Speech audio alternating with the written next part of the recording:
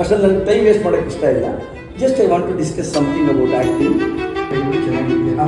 ಎಷ್ಟು ದಿವಸ ಆಯಿತು ನೋಡಿ.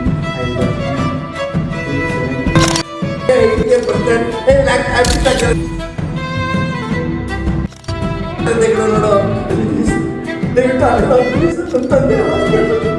ಸ್ವಲ್ಪ ಏನಾದ್ರು ಕೊಟ್ಟು ಮಕ್ಕಳ ಒಬ್ಬೊಬ್ಬರು ಪ್ಲೀಸ್ ನಾನು ಬರ್ತಾ ಇರೋ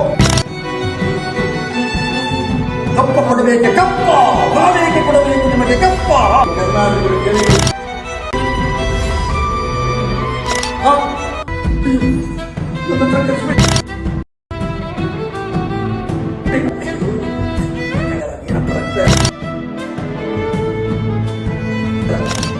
ಸೂಪರ್. ಈ ಮನೇನ ಅರಮನೆನ ಎಷ್ಟು ಚೆನ್ನಾಗಿದೆ ಇರೋದ್ರಿಂದ ಜೋಕ್ ಫಾರ್ ಫುಡ್.